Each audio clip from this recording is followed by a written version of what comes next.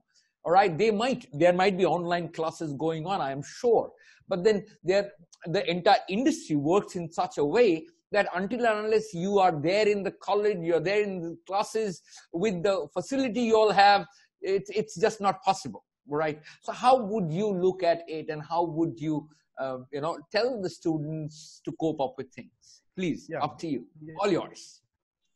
Sure, thank you. So actually, as a student, it's very challenging and difficult.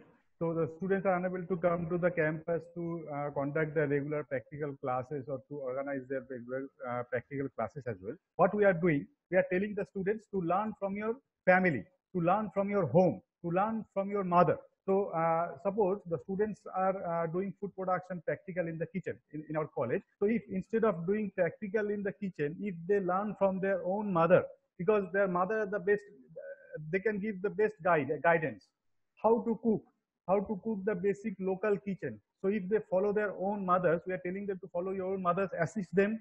So by that way, they are learning the kitchen practical things in their own home. Apart from that, housekeeping and other things also they can learn from their own family. So we are telling them to follow your family, follow your father, mother, and assist them whatever they are doing. From there also you can learn the hospitality management or food production or F&B service. So in that way, we are telling them to be at home and follow your mother and cook whatever your mother is cooking and learn from your mother also. So through this technique, we are teaching the students the basic cuisines and the main thing or the main aspects of the food production department. Apart from that, we are giving them YouTube links so that they can learn how to manage front office, housekeeping, and other different subjects. We are taking online classes through Zoom. And apart from that, we are giving them sessions through Google Classrooms and WhatsApp. We are using the WhatsApp also to teach them about all the subjects which is included in the hospitality management. Apart from this, what we are doing, we are teaching them something extra. What we are teaching them, as our course name is Hotel Plus Management or Hospitality Plus Management, we are focusing also on the entrepreneurship management. We are telling them how to start a business.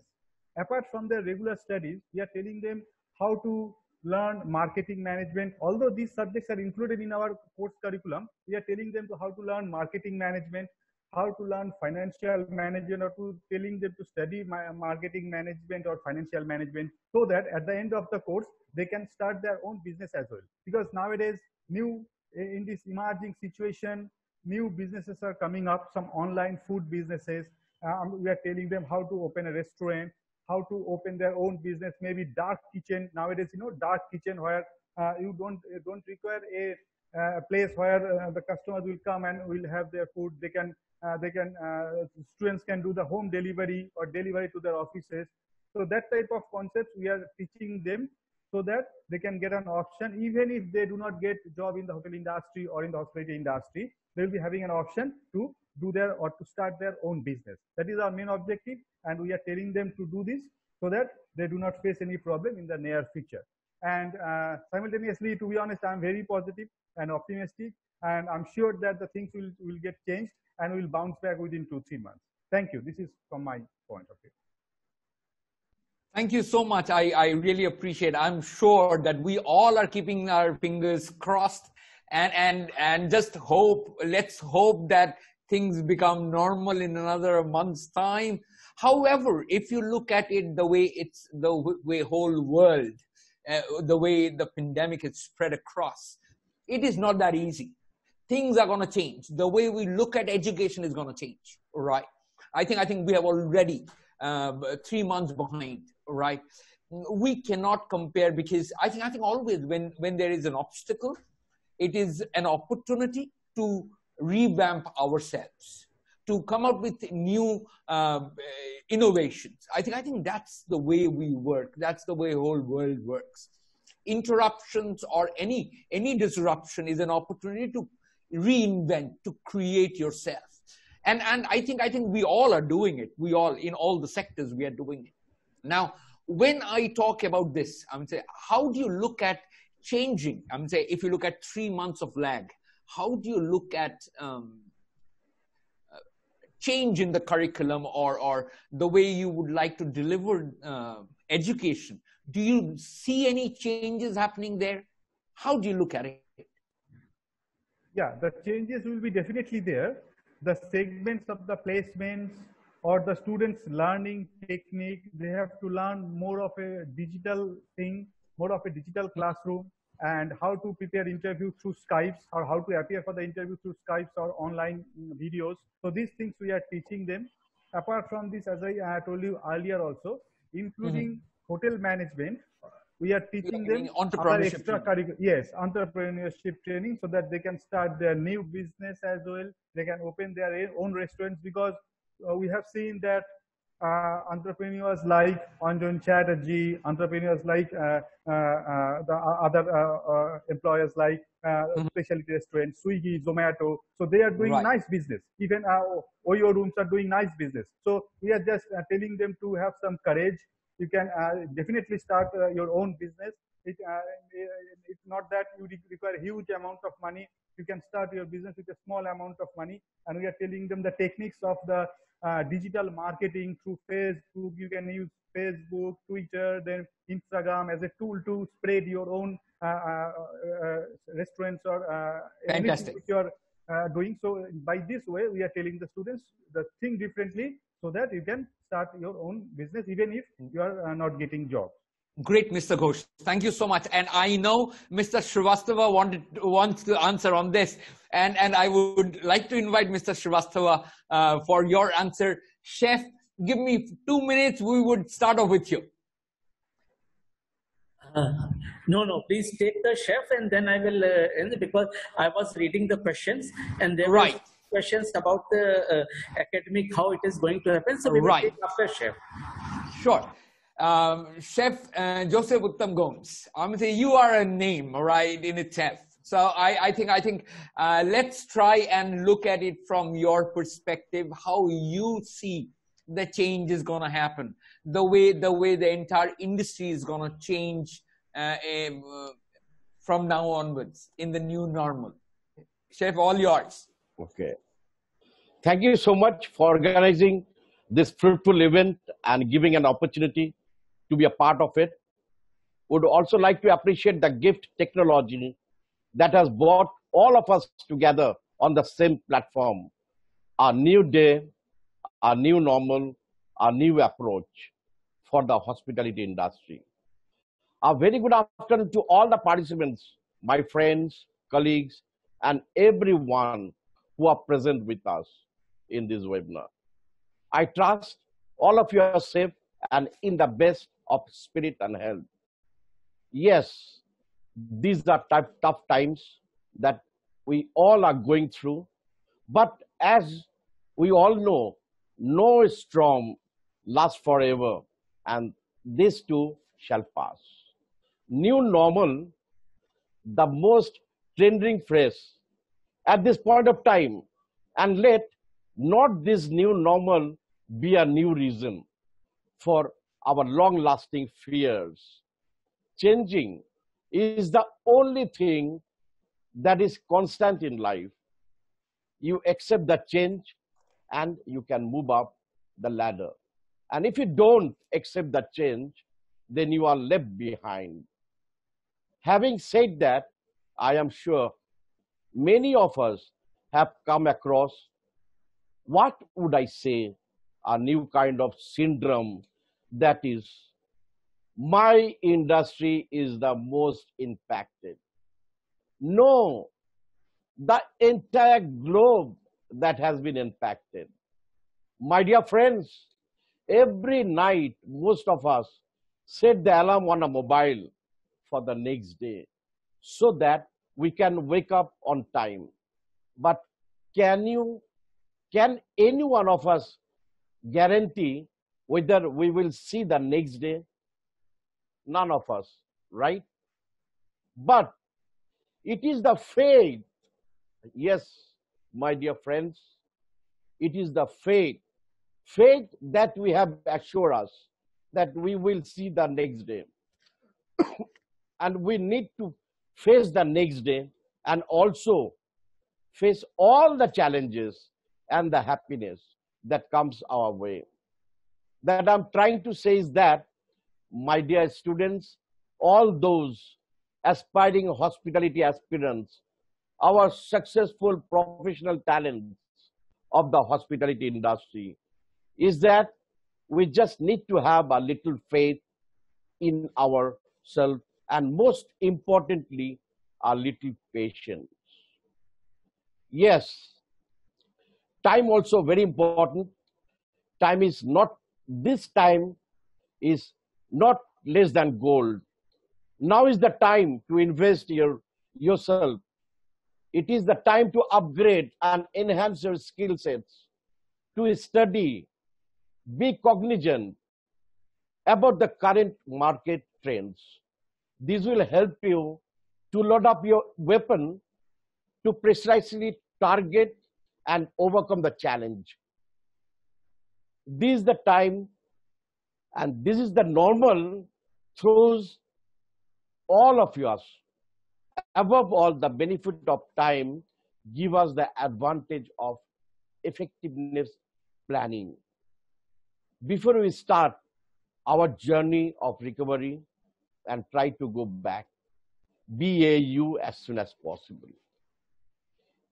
It is like the process of indenting, normally in culinary terms, planning. Before we start anything in kitchen operation, we need to indent, or else everything goes out of track.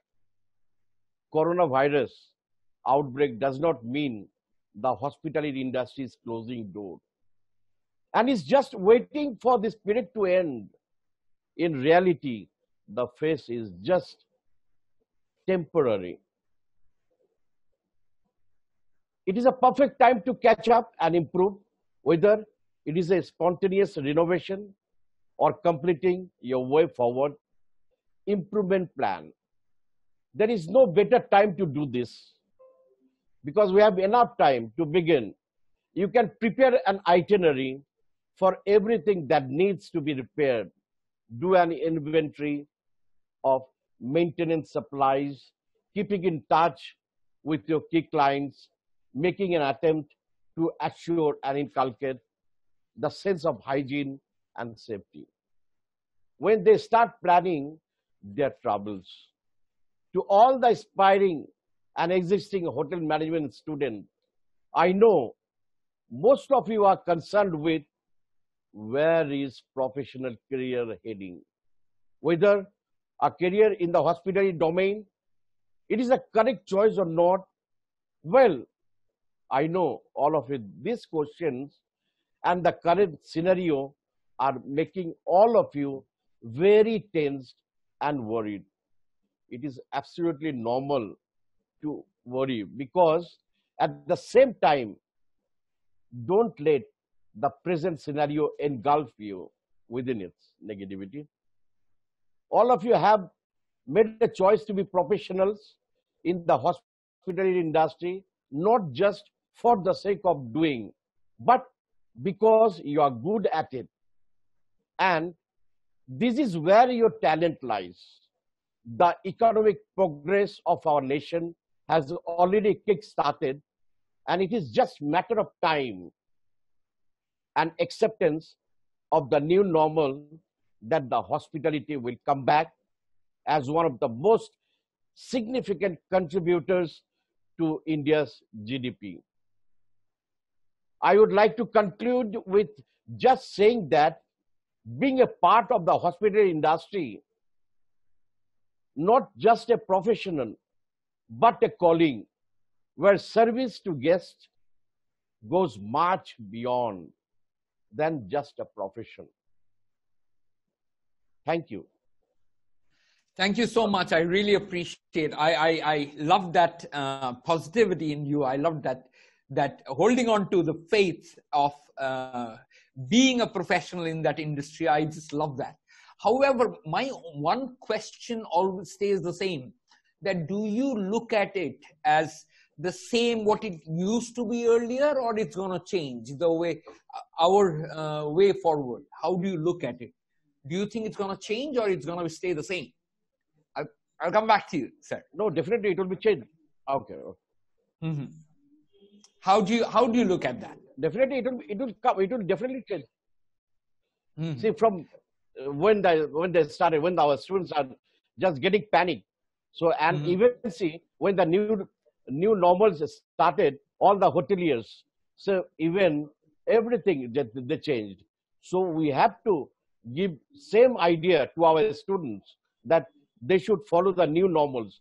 Don't be panic on whether they will get job or not. And 100% sure, because I'm looking after placement. Just Mm-hmm. after opening that new normal, I have seen already I received 7, job interview for my students from different state of India. They have given chance. Great. They are giving chance, but still I can't do it because still they have the final exam. So we are waiting for that. After that exam over, Mm-hmm. jobs are plenty in hotel industry. Wonderful. Wonderful.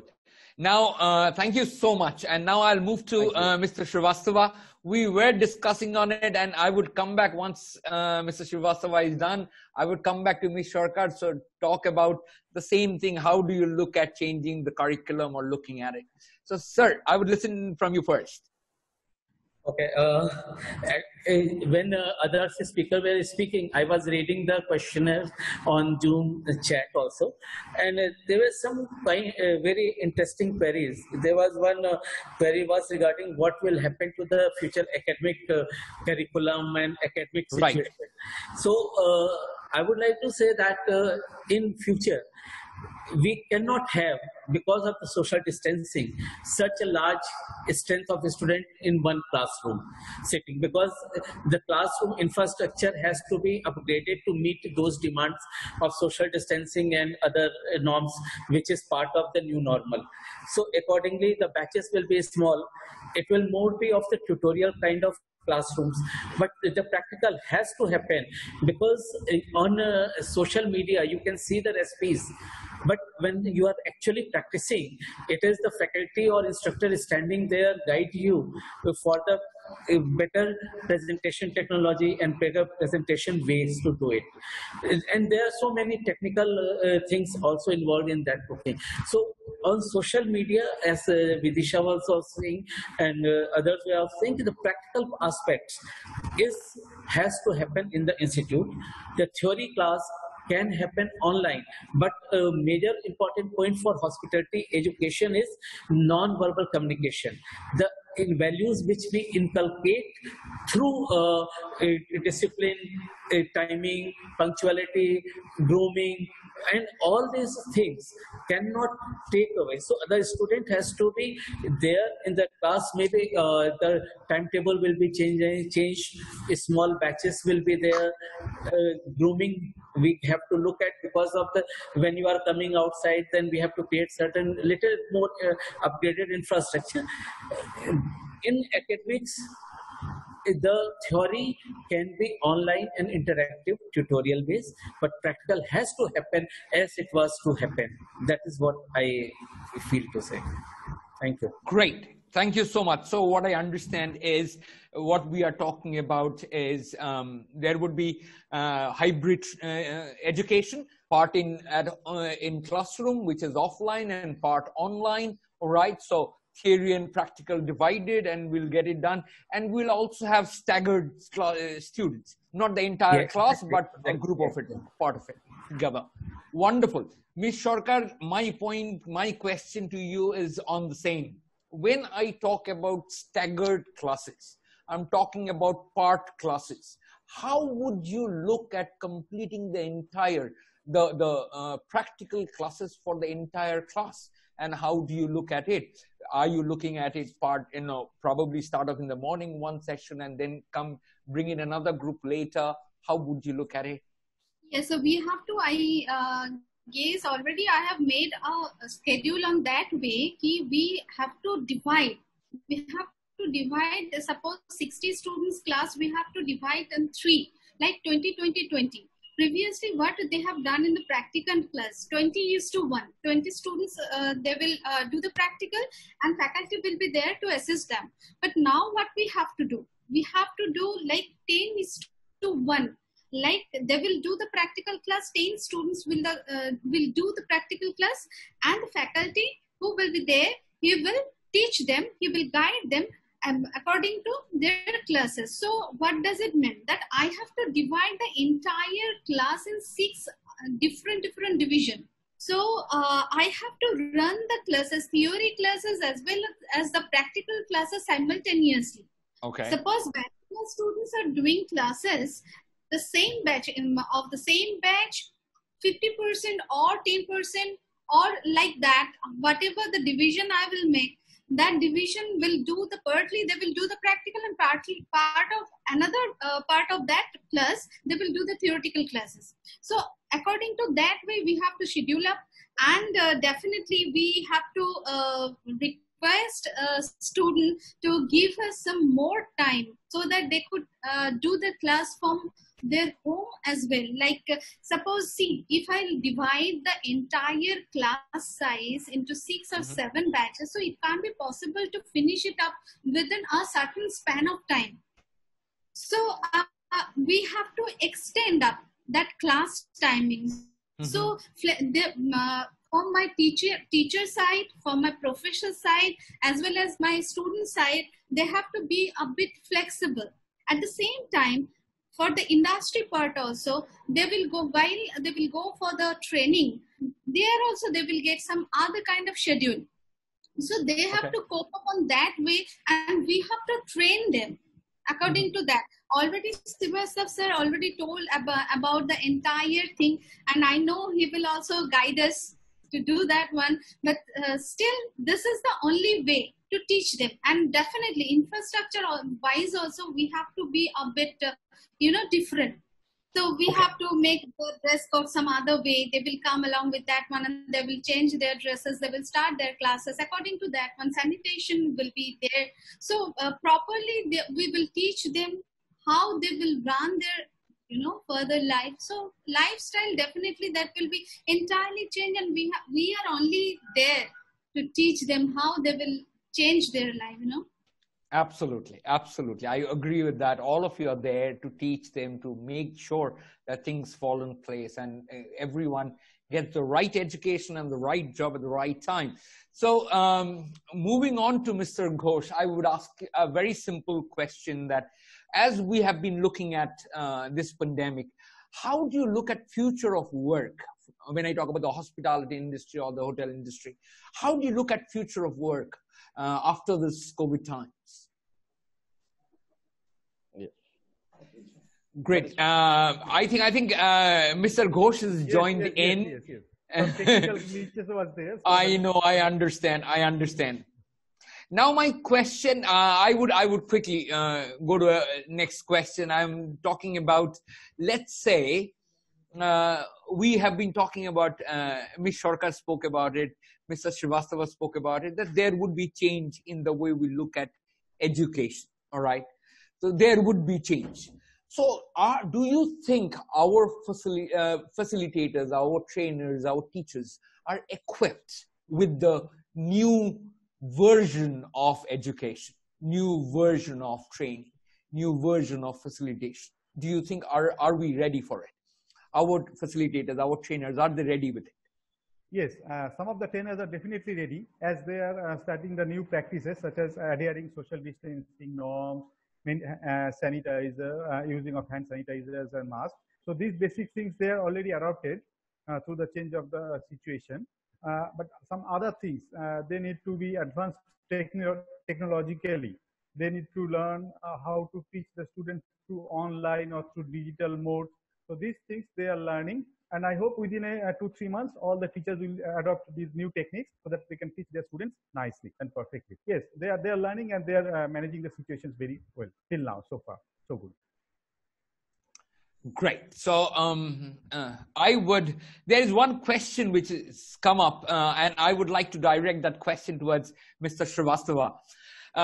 With this pandemic, there is a serious issue with the healthcare industry, right? So there are multiple changes in the healthcare industry that's going through. So how are we looking at, when I talk about hospitality industry, catering to the healthcare industry, how are you looking at the changes and catering to that industry? Okay, when we are talking about catering, again, see, there are certain norms issued by Food Safety, FSSI, as well as hotels also. Government of India also issued certain norms how to operate the restaurants. It is very well on their website, and if I start talking, it will take too much time here, and it will. So the focus is, yes, the new normal is going to affect the catering technology and especially the kitchen operation of the hotel and restaurants.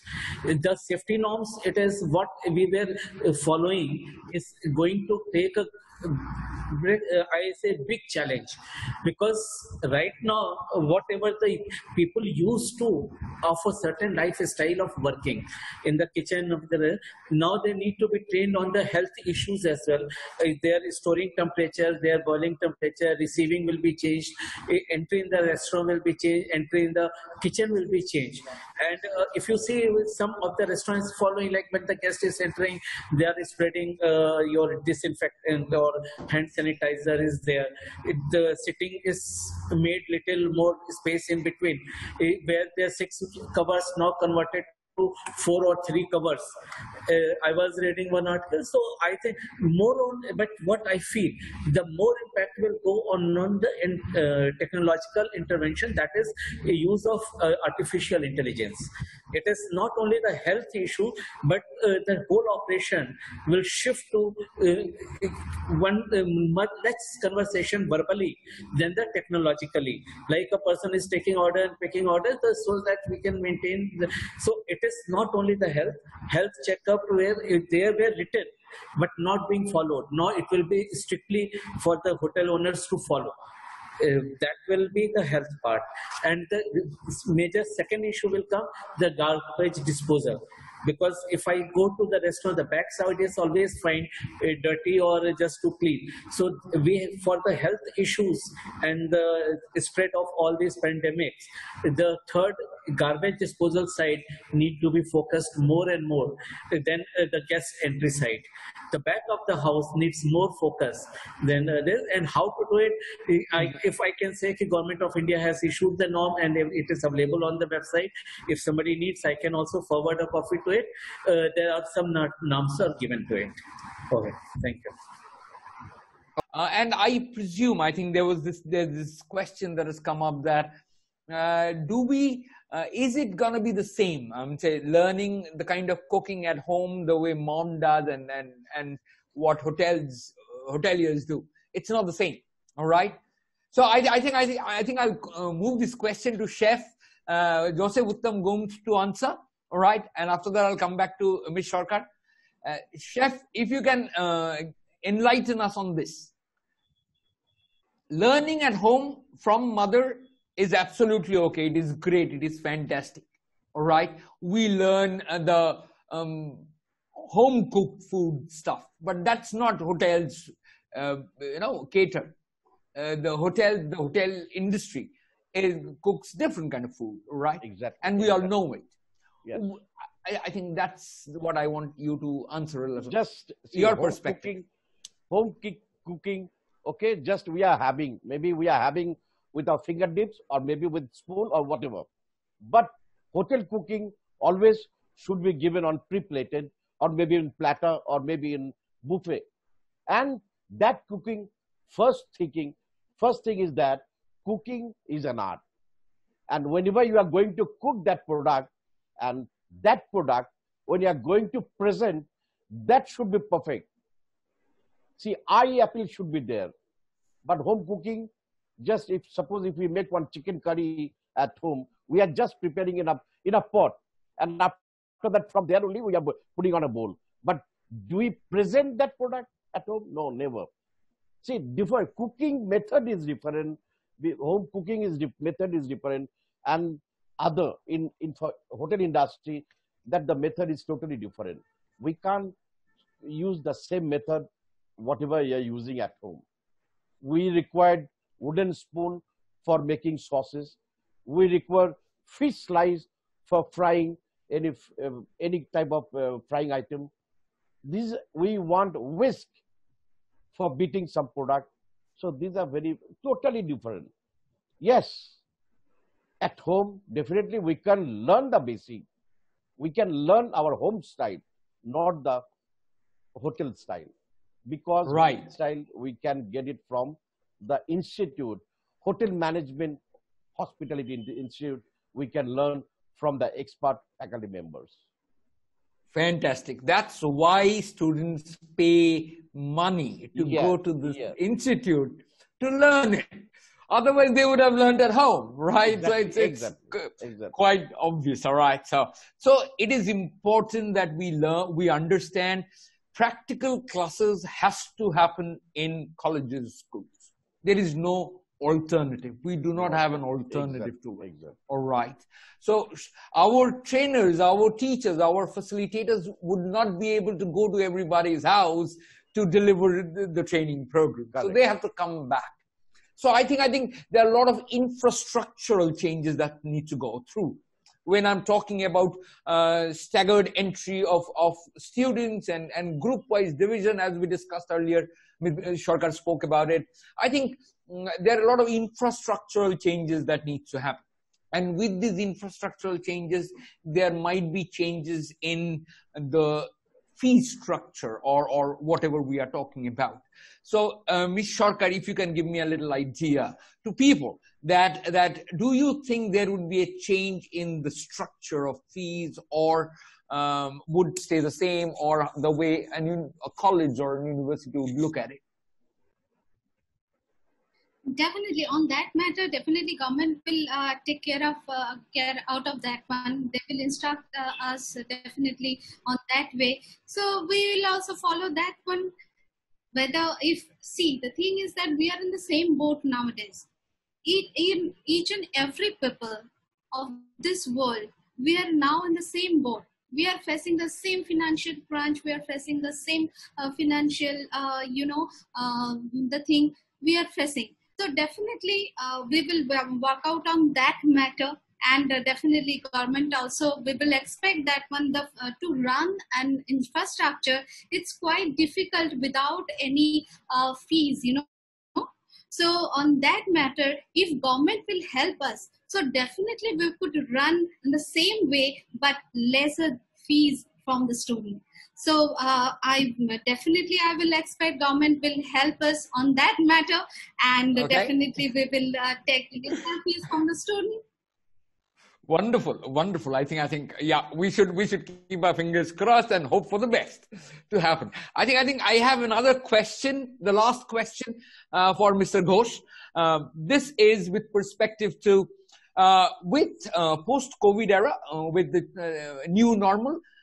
How do you think international, job prospects, and would it open up or would it reduce, or how do you look at that sector of international jobs? International jobs will happen. We can organize, but not right now. It will take maybe 1 or 2 years to start that process, because the countries are stopped their visa processing. So they are not providing visa, or they have stopped their recruitment as well. But it will take 1 year or so to resume the process again, so that we can again place the students internationally. It will take some time, not right away. So we are talking about this to be stopped for the next 1 year. Is that what you are talking about? Yes, sir. Yes, sir. It may stop maybe for 1 year or so. Probably we are not very sure about the timings. I'm saying there are people who are saying we might have to live with coronavirus for our entire life. All right. So we are not very sure about the timelines. However, what we are looking at, what you're trying to say is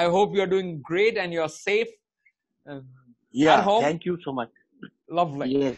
And I would also like to invite Mr. Devjit Datta, State Chairman, Indian Association of Tour Operators, State Chairman of Association of Domestic Tour Operators of India, CEO of Impression Tourism Services. Mr. Chopra, I would start with you. Let's start from the point that we are in difficult times. It's pandemic time across the world. Things are changing. It's new normal. It's not going to be what it used to be. December 2019 was different, and this August, June, July, August 2020 is going to be different. How do you look at it from the perspective of hospitality industry and tourism and hotels and tourism industry? There are difficult times. Right now, the times are difficult. And particularly for getting foreign tourists, it is very difficult time. So the only alternative till we resume our overseas flights, domestic tourist, or focus on the local in the sense that we can see, like what the Calcutta hotels have started is giving special packages to the residents of Calcutta itself to come and enjoy the facilities of the hotel. See, this is a good beginning, because at least you have some business than no business at all. Because there's very few business travelers. Everyone is now trying to do business with Zoom and other similar platforms. People are avoiding travel, and this will continue for some time. So therefore, how do we survive during these difficult times is to find innovative way of selling our rooms for, for the time being. And this can be one way that we can sell the rooms to the local residents. We can sell the rooms to people from the very neighboring cities, like, people from Asansol, Durgapur or Bardhaman can come to Calcutta and spend a weekend. Some such things can be worked out, at least till such time we are back to normal business.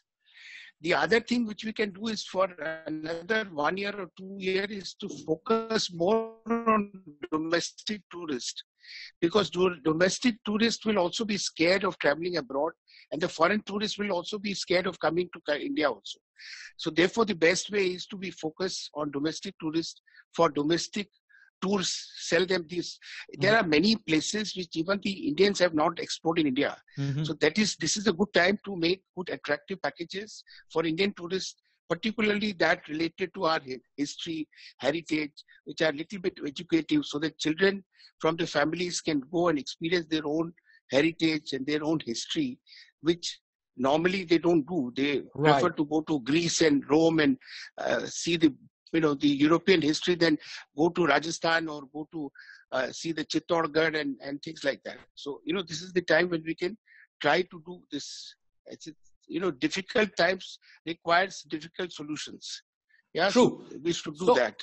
So, Mr. Chopra, what I understand is you are talking about creating innovative strategies of marketing and Yes. marketing it to the local people who are close to the business area you are working on, all right? So that, and innovative ways of selling it. Right. Lovely. Fantastic. Thank you so much, Mr. Chopra. I'll come back to you. Let me go to Mr. Datta. Mr. Datta, you have been managing entire tour and tour operators, everything. So how do you look at it? I would say from the perspective, as we were discussing, Mr. Chopra and was discussing about it, how do you look at international travel or national travel for that matter of fact, tourism industry for that matter of fact? How are you looking at the changes and how we can cope up with it? Thank you. Thank you very much. Actually, as we all know, the tourism is going through the biggest crisis ever in the history due to this impact of COVID-19. And for almost about 100 days, we are talking about survival and revival. I don't really want to discuss those horror stories again. The question is the tourism with new normal. How far it is possible to continue tourism with new normal. So for that, I would like to highlight two things. As we all know, there are two different kinds of impacts. One is a temporary impact, another is a long-term impact. It's a short-term one and a long-term one. And there are three primary elements in tourism. One is the tourist, second is the destination, and between we have the industry. That's the system. So one is the product, one is the market, and definitely in between the tourism as an industry. Now, talking about this impact, I would like to highlight one thing before analyzing the impacts. Like tourism with COVID, it certainly be a huge challenge for all of us in the industry. Tourism with the new normal, or rather I say I've been very optimistic. I would rather say it's a temporary normal. It's not new normal. Now, why it is that? Because of the restriction due to the travel and the recession after due to the impact of lockdown and all. And the leisure travel is going to be a very tough business to operate in the days to come. And you need to understand one thing. This is a phase of transformation. Now, we had phases of transformation in the past. We are having a phase of transformation right now. Now, for us here in the industry, we need to understand the transformation. Why it is we are so scared and concerned? Because this is a very quick transformation. Earlier we had transformation say around 15 years back, 12 years back, when we have started the digital development started venturing into the tourism industry. We had a huge change, shifting from more trade specific activities in the business of tourism. Now again we are going through a transformation, but it is a very quick transformation.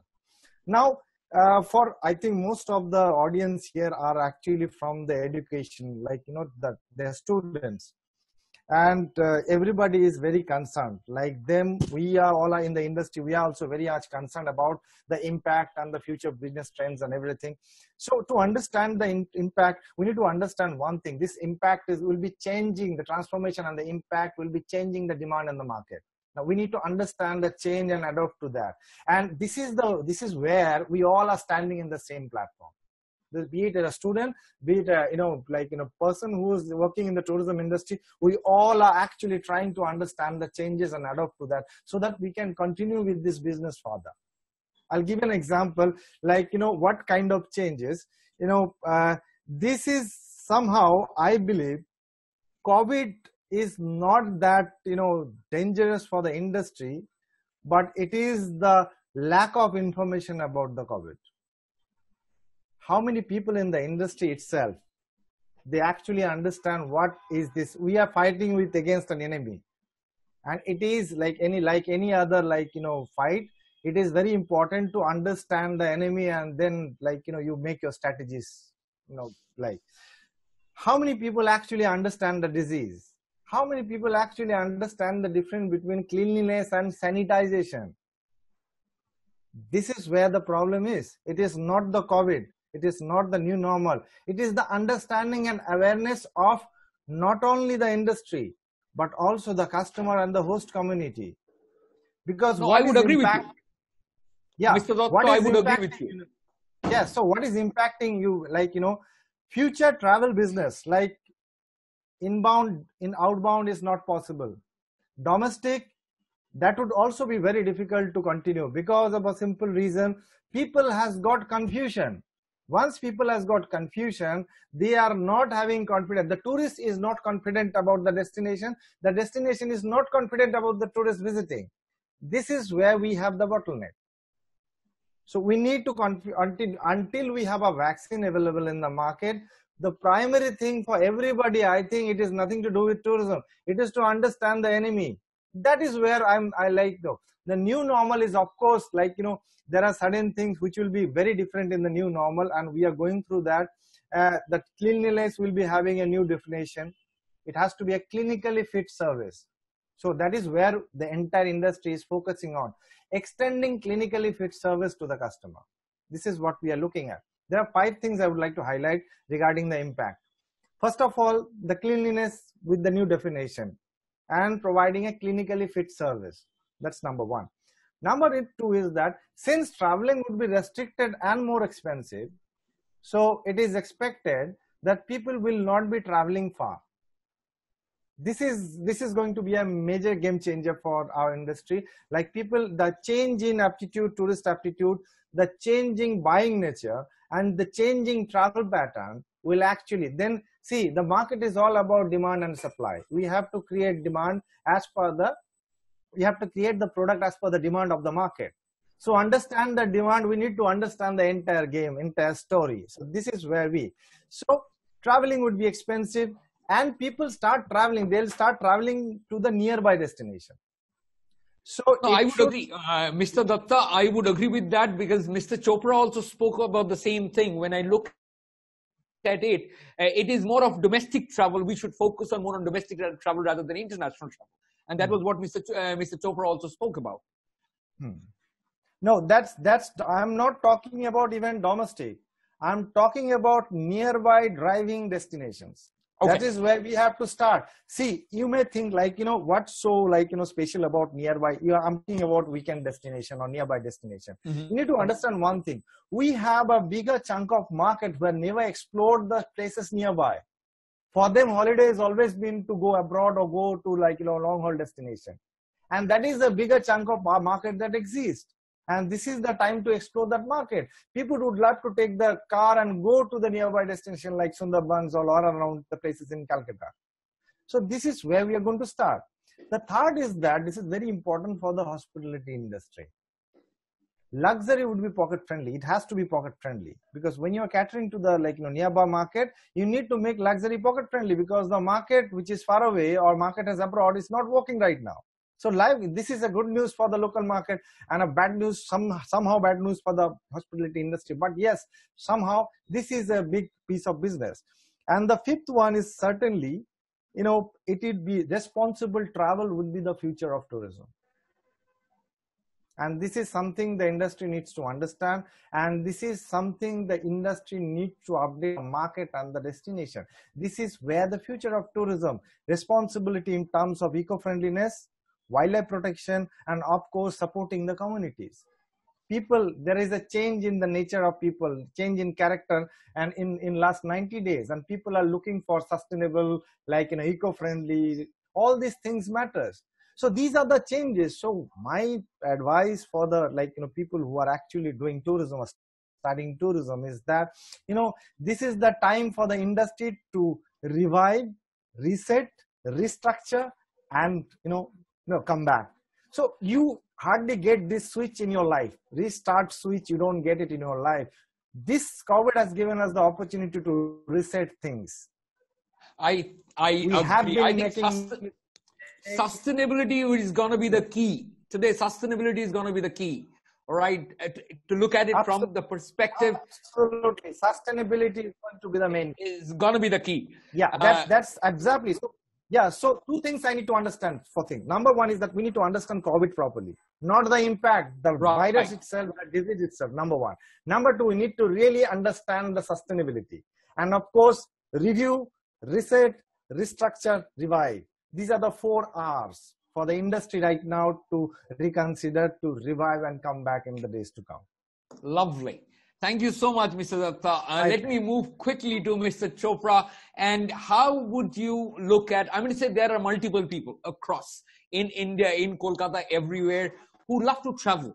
And they are stuck for the last 100 days, close to 100 days. All right. And what would you suggest to them? And how would you look at the entire industry changing and whatever Mr. Datta spoke about? Yeah, let me tell you something interesting which is happening in, let's say, entertainment industry. The cinema halls is going through the similar difficult times. What now they are offering is that you can book the entire hall. One family or one group can book the entire hall, who know each other, who are comfortable in the company of each other, because you are going with somebody who's known, who you know that is not a threat through COVID because they have all tested, and you know, you are also enjoying the company of each other and all that. Now suppose, you know, there are a lot of small heritage properties around Calcutta, like there is a Badi Koti in Murshidabad, there is Itachuna Rajbari. There are a lot of properties which can only accommodate, let's say, 10 or 15 or 20 people. They have got, let's say, 20 rooms or so, maybe at the most 40 people can go. Now what they can do is, they can sell this property again like the multiplexes to a group of people who will go and book the entire hall, entire hotel for, let's say, 5 days or 6 days, and they can go in and stay in these properties. So you are avoiding general crowd. You are among the people you are already familiar with. You are not scared, and you can have a good time. And since you are going in a group, you are also enjoying each other's company. It's like some such packages will work like wonders in Calcutta city. There are a lot of properties around Calcutta which are small properties, but they are very high-end properties because they are offering you, besides, a travel, they are also offering you an experience, nostalgic heritage, the cultural tourism, and so on and so forth. Such properties can easily be refurbished, can be, brought up in 5, 4, 5, 6. This COVID problem, I think, will continue for till next 2 years. It's not going to go away very shortly. So therefore, if such properties, heritage houses which are lying empty, which are not doing, so far we are not attracting large number of tourists. Let me tell you, the heritage bungalows in the tea circuit, the tea tourism can just flourish. Every bungalow in tea, they're charging now, and people are willing to pay for this kind of money because that's a great experience. I had gone and stayed in, Dilma Gardens, which are heritage properties in Sri Lanka, in the heritage garden. They are amazing. They are like a 7-star facilities. They are like out of the world experience living in those heritage bungalows. Now we have more than, Intech has listed some 600 heritage bungalows in our tea gardens in Assam and in Bengal. Now these heritage bungalows can easily get converted into a small heritage, living lounge. And there's a beautiful surrounding. You are not in a crowd. You can go in your own car. You are absolutely protected from, any, and you are not you are not moving in a mall of Darjeeling, or you're not mixing with the crowd. You are all secluded, very serene. Now, such tourism packages will work wonders, and we should exploit this. We should take this crisis use it to our advantage and sell these properties and sell these concepts. Right. I absolutely agree with that. Now, my question is, I would quickly shift my focus to Mr. Datta on this. Do you think that people, localites, to travel to local areas would be interested? Now, there is also, with the economic downfall and everything, money is a challenge, all right? So focusing on tourism at this point in time, do you think people would be interested to travel locally? And probably, as Mr. Chopra was saying, that when I talk about a heritage site, and which is 5-star, 7-star, whatever, and it comes with a price, I'm sure, and that would come with a price. Would I be interested to travel locally to a close by place and pay a lot of money and with this economic meltdown I'm talking about, Mr. Doctor? Thank you. See, travel is in our blood. So you see, like, even if you don't, it all depends on the opportunities and possibilities. Even during the lockdown, people took the opportunity to go out, even go far away and come back. So travel is all about going away from your, wherever you stay. Okay. So people will definitely traveling. People will always be traveling. That makes this industry is largest industry in the world and the largest employing industry world. Why? Because people love traveling. People will always be traveling. So no one has to be concerned about whether this industry will exist or not. Yes, we'll be having difficult times for sure. Every other industry, we always have ups and downs in our life. For this, the industry is going through a bad time in the recent past. So people will be traveling. As I mentioned earlier, people will be traveling to the nearby destination because of the simple reason. I've told you why. Because you need to understand the logic behind how this infection happens. Once people realize that, what is safe and what is potentially unsafe, they will be traveling with those precautions to the nearby and then far away. This will definitely happen. So the primary focus of the industry, it has to educate the market, has to educate the host communities, has to educate the system. If everybody understands how it works, tourism with the new normal will be a new opportunity. So there are a lot of new ideas and concepts in terms of traveling nearby. Like Mr. Chopra was saying, we work with 6 such properties, tea garden properties in the hills of Darjeeling, and one in Sikkim, and then Assam and Jorhat. Yes, absolutely. These are the kind of properties which people will be looking for. Private, niche, upmarket, exclusive. One thing we need to ensure, this needs to be clinically fit. Again, coming back to this concept, idea, and the awareness. Absolutely. We have seven heritage stays in Bengal. We are promoting right from Badi Kothi to Kashim Bazar Rajbadi, Rajbadi Bawali. We have our own character property in Sundarban called Tora Eco Resort and Life Experience Center. That's a community tourism initiative. And the manager came to my office, then I called him at my office. I taught him, it is not a rocket science. Offering a clinically fit service is not a rocket science. You need to understand the difference between cleaning and sanitization. And believe me or not, here sanitization is not exactly required.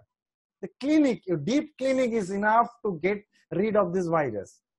So this information needs to be passed away to the grassroots stakeholder, the service provider, even the drivers. Our drivers, they know what to use and not to use. Sodium hypochlorite is not the solution. That's a corrosive agent. So these are the information needs to be understood. Then it will start with the nearby destination. Then slowly people traveling, and then again abroad. You will be surprised to know I am getting queries from abroad. People are interested to visit India in January, even in October. And that's a good piece of news. The moment the border opens, see, there are 2 kinds of people. One kind is travelers, another is tourists. Mm-hmm. Travelers are people who actually, if you know the difference between a traveler and tourist, travelers are actually adventurous people. They go ahead and explore places. They know everything. Yes, not backpackers. Somebody who study, understand, explore, experience. Okay. Tourists are more people who love comfort, comfort. They want everything to be pre-booked, pre-assigned, everything safe and secure. So we will be certainly having less number of tourists, but definitely travelers will always be traveling. Great. Now I have a question for Mr. Chopra. Now, when I talk about hospitality industry, I'm talking about the tourism industry. I'm talking about there are multiple students, multiple people who want to get into this industry. Right, the tourism management and stuff like that. How do you look at it? The students who want to join in this industry or who are there in this industry, how do you look at their future and what's going to happen in the next new normal? That tourism is the biggest employer in the world. You see, and tourism is one of the fastest growing sector of the global economy, because the reason is the more and more automation, artificial intelligence, robotics will happen, we will have more and more free time. What will we do with the free time? You see, the time is going to come when your 2 days work will earn you enough income to live a very comfortable life with all the luxury, because your productivity will go up thanks to all the technology which are available. See, just mobile phone has increased the productivity of Indians by 4 times, 5 times. Now with a lot of technologies coming, you have to only work. Global population will work for 2 days. In France, we are already talking about 3 days work week. Yeah, so that is how future will be. Now, what will you do for the rest of the 4 days? You will travel. So the travel is going to be the biggest industry in the world. So there is a great future in travel and tourism industry. Next 3 years are going to be very difficult, that's for sure. Now the student joining today will anyway come out after 3 years. So he will be very much secured, because after 3 years, when the whole thing goes up, then there'll be a lot of pent-up demand and there'll be a huge boom in tourism, because people had not traveled. Suddenly they will want to travel. They are already sick of not traveling. So there'll be, it's a cyclical industry. Everything is cyclical. If there is a bust, it is always followed by a boom. So this is now not something which I'm talking, which has happened in every industry. It will happen also in tourism industry. Absolutely. Now, absolutely. Now, how would you handle the next 3 years? Now, the people who are passing out, let's say this year or next year or year after next, they are the one who will really face challenge. For them, it's a difficult time, no doubt about it.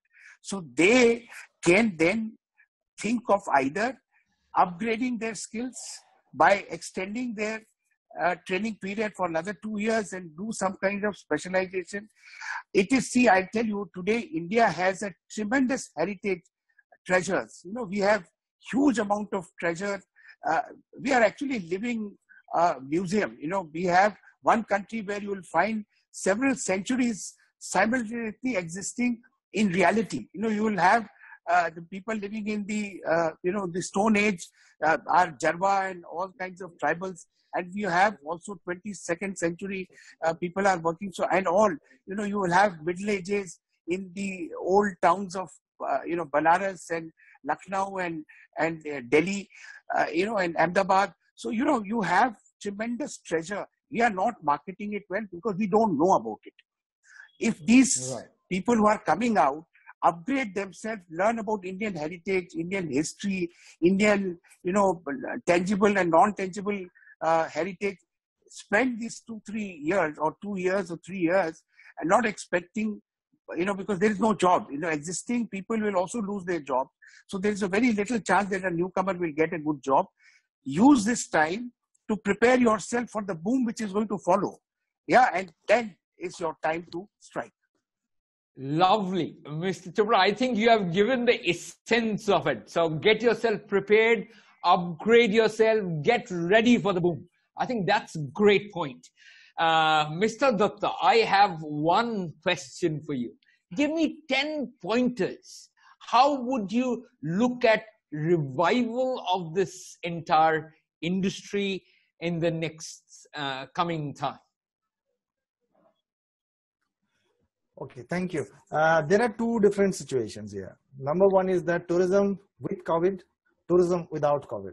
There are two situations. So we are keeping our fingers crossed that the vaccine will be available by the end of this year. Once the vaccine is available, the only challenge would be to handle the economic crisis, the recession. Because yes, definitely this is coming back with a big recession in the long term. And people will be having very less money to travel. So again, that were expected to be continued for next another 1 year or so. So under the current circumstances, we understand that there is no vaccine available, and we have to continue with the new normal. Now this is going to be a challenge. This is certainly going to be a challenge, but yes, we have to go forward. We have to go ahead and continue our business. So the first thing is that, if you're talking about 10 pointers, first thing is that we need to understand the problem. We need to understand the money. I have been repeating this this is the third time I'm repeating this thing. Number two is that the awareness would be playing a very important role. This understanding yourself and then making others understand. This is actually would be the game changer. This everybody in the industry, associated with the industry, needs to be very focused on that. That making people aware. Now, understanding the market demand. There is a change in tourist aptitude. People are thinking in a very different way. People are, the buying pattern has changed, and it would be different in the days to come, more difficult and different in the days to come. So that this is going, that understanding the transformation in terms of demand and supply in the market. And then this is the third thing which is very important.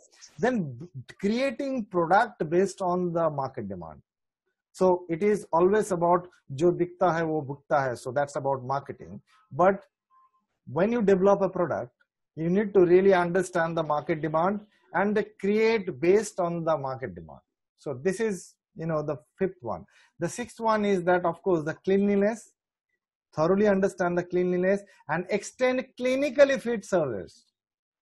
Now, this word has to be inside here. Clinically fit service.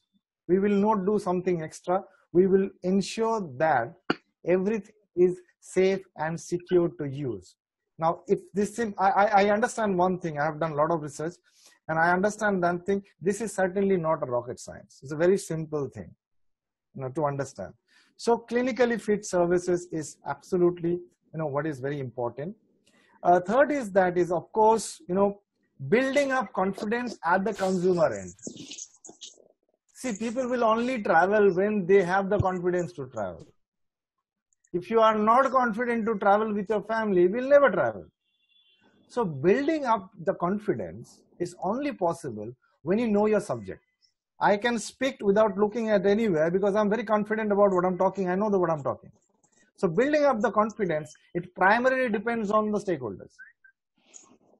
If you ask the stakeholders, like, a few days back, some company was asking me, how do you sanitize your vehicle?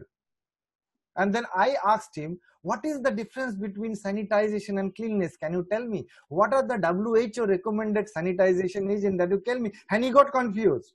So somebody was asking me a question about sanitization. He himself was not clear about what is exactly the difference between cleanliness and sanitization. This we need to work a lot on this. So building up, because I need to understand one thing. The person who was asking me is actually dealing with the client. Now, he himself doesn't know what is the difference. How do you expect him to build up the confidence for the client to travel? And the seventh thing is that you have to build up confidence at the community end, the service provider, the local community. What happened in Digha, what happened in Darjeeling, tourists are restricted. They have been sent back that we don't want tourists. This has happened. Why? Again, lack of awareness. So if this starts happening in different destinations, people will not travel. You have that crisis called COVID-19, and you have also concerned about how the local people will react. This is something very important. Building up confidence at both the ends, which is absolutely important. These are the basic. I can talk hours after hours about technical, theoretical, statistical data and all. But these are the basic things which you need to understand. And these are simply very simple things. And third is that, you need to prepare for the future. When you understand the entire thing, when you make strategies based on short-term strategies and long-term strategies. So make short-term and long-term strategies. This is very important, whatever I've said, the 7 and 8 points. And finally, which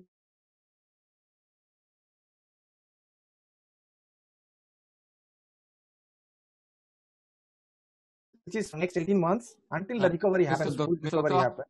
Yeah. Yes. This is the time to survive. So survival is the key to, like, success in the industry. So, Mr. Datta, we are talking and not talking about any certifications, any third-party certifications when I talk about being clinically fit. We are not talking about third-party certifications.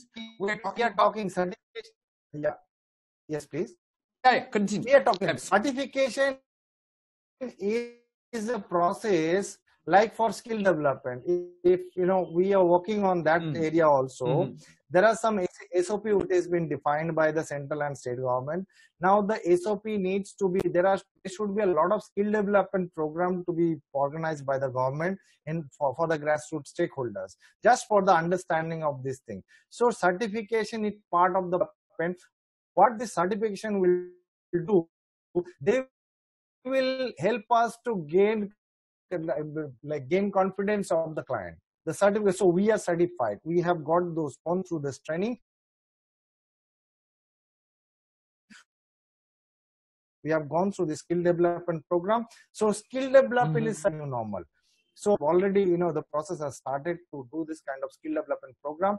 I'm not talking about the bigger hotel, because bigger hotel, they have their own system, they have their own SOPs, they are maintaining that the branded property, semi-branded property, local properties. But I'm talking about standalone character properties, guest houses, lodges, homestays, all these people, the drivers, the guide and everybody. Development program, capacity building program on safety and safe and secure travel, clinically fit travel for them, so that it will only help us not only to increase the awareness but also to gain confidence, so that the people start traveling. People needs to travel, and then we always end of the day, it should be coming within yourself. So if you really awareness doesn't need a piece of paper. Great. Thank you so much, Mr. Datta. Themselves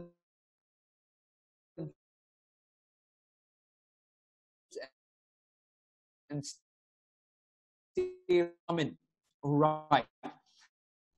Now, sets of the teachers, trainers, facilitators to get equipped in the new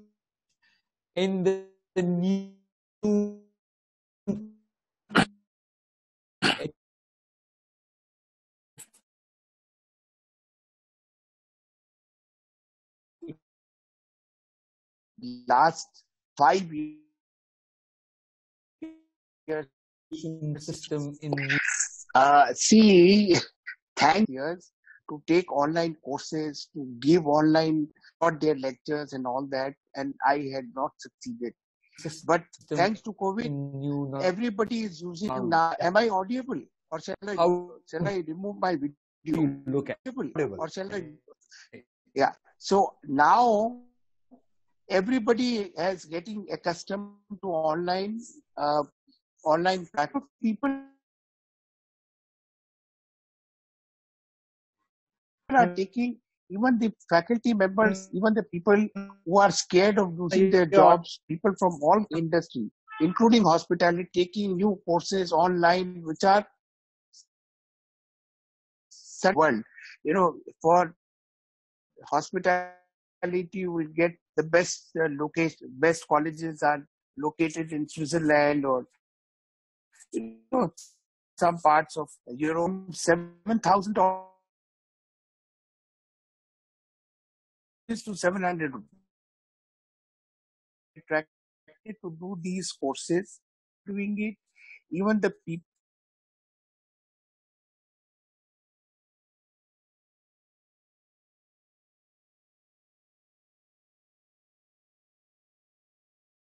using your free time, because you have a lot of free time, and the best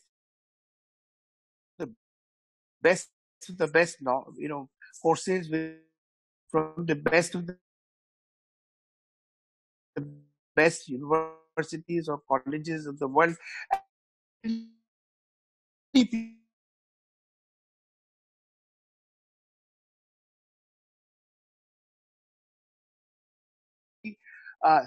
Feel secure to go and visit these kind of properties or these kind of tours.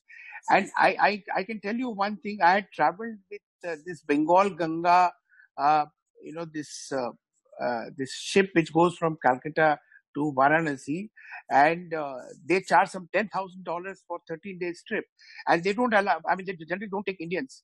Most of the tourists which are coming there are very high HNI from Europe, because they are the one who can afford this $10,000. They are fastidious about the cleanliness, and they have got the world's best certification as well as the cleanliness and hygiene and all these are concerned. Now, these are must. As Mr. Datta rightly said, if they will be the selling point. They will be your USP. If you can really have third-party endorsement, if your entire staff is, already is made aware about the importance of this, and they are actually taught how to follow a certain SOP to make sure that these cleanliness is not only talks, they are actually implemented. Then that is going to be a great way of attracting tourists. And upgradation is already happening, because most of the people are scared, and they are understanding that it is not the survival of the fittest, it is survival of the fastest. Those who will be able to acquire new skills fastest are the one who will survive. You see, those who will make themselves to adopt this change which is going to happen in the new norm are the one who will survive. See, the Darwin said it is not the survival of the fittest, it's survival of the fastest. Those who are prepared to adopt the change are the one who will survive. Whether big or small doesn't really matter. So we have to adopt. We have to train our people that the only way of survival is to upgrade yourself and be ready for the new norm and be ready for the new boom. So therefore, this continuous learning is a way of life which is going to happen. It has now become accessible, affordable to most of the people, thanks to these platforms, thanks to the Coursera type of Udacity or edX, or there are hundreds of platforms where you get the best of the best courses available, and they are really, really affordable. And let me tell you, the largest number of students this time are from India. They beat the number of students enrolling to these platforms. India used to be second to America. Now we have more numbers of Indian students enrolled than American students. We are the most education hungry market in the world. Everybody says that. Indians, particularly children who are coming from not so rich family, they understand that their only way to go up in life is education, empowering themselves with education and skills, and they are using this opportunity, and that is the really way to move ahead. I really appreciate your time and support and your interest in educating the next generation, in making sure that the next generation knows what they're getting into and are ready to accept it the way it is and excel in it. So to begin with, I would first quickly get into our speakers. Dr. Milind would be our first speaker, Professor and Principal, School of Tourism and Hotel Management, NSHM Knowledge Campus, Kolkata and Durgapur. And we also have Mr. Abhishek Mitra, co-founder of Gandhi Gurukul Group. We have Chef Indranil Chaudhary, Assistant Professor, Amity School of Hospitality, Amity University, Kolkata. And we have Dr. Subarna Bose, Chairman and Founder of IHM IndusMart Group. I presume Dr. Bose would be a little late. However, we would start off with Dr. Milind, Professor and Principal, School of Tourism and Hotel Management, NSHM Knowledge Campus, Kolkata and Durgapur. Dr. Milind. Very good evening to all of you. Very good evening. We know the situation we are in. That's why we are digitally meeting people, right? It's not the same what it had been. There's a difference in the way we had been looking at education, the way we had been looking at things. So what's your perspective, what's your take on the way COVID-19 has changed the industry of hospitality management? Thank you, Professor Joy. I have a small PPT. I will share with you PPT, and after that, I would like to question all the queries. If there anything is there, definitely I would love to.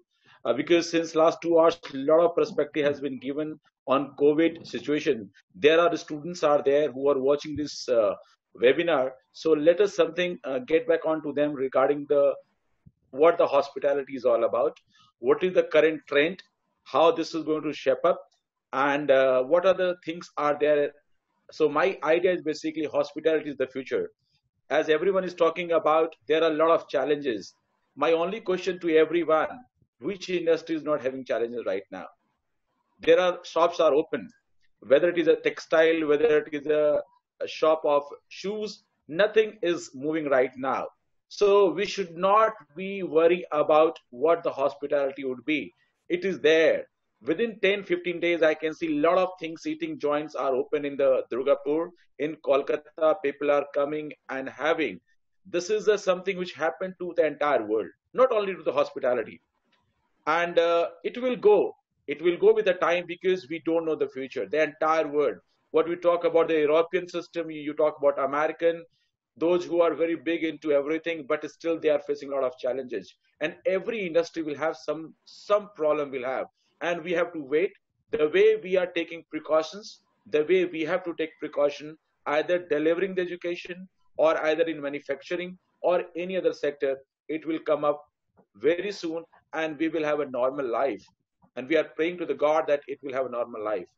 So if you allow me, Professor Joy, I would like to share some PPTs to everyone, and then I would love to take question and answer. Sure thing. Sure, absolutely. Okay. So when we talk about hospitality, the idea basically, this is the future. When I say this is the future, that yes, it was the future and it will be the future of hospitality, of all the industry. And the one thing I want to discuss with all the new coming students and those who are studying hospitality and tourism, the best thing happened to those who really dream. So when I talk about dream, I want to give an example. This is one thing that we have created, the Limca Book of Record that we have done. In 2018, July, we started thinking.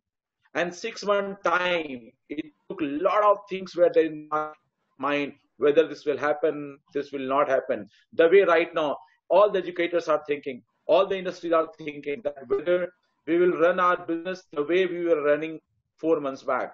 But yes, if you are prepared, if you are dreaming, if you are ready to move ahead, it will happen. There are certain things which talks about our industry. Basically, these are the 5 areas I want to discuss, and all our data which is taken from proper resources. At the end of my PPT, you will see there's a reference. Contribution to GDP, above average, we are. The hospitality and tourism, we are. People can read with this. Creating higher employment, as of 2090, 4.2 crore jobs, 1% of the total. Capital investment growth of 6.7% per annum. There is increasing visitor reports. Contributing of visitor export to total export is estimated to increase 5.5%. New visa reforms. So these are the things that has come up. We are doing in before going for pandemic situation. What are the advantages in India if you are studying tourism and hotel management program? The robust demand, attractive opportunities, policy support, and diverse attraction. The robust demand, we say 2020 medical tourism. This was a forecast, and yes, the expected touch is US 9 billion. Will we have a business of that? There is a demand. There is a 2019 10.8 million foreign tourists arrived in the country. There is a international tourists arrived 30.5. So these are the attraction you can see. We are the country who are geographically diverse, attractive beaches. We have World Heritage Site and 20 biogeographic zones. And tourism of India, they are working highly on the Buddhist circuit, especially in Rajgir and Alanda area.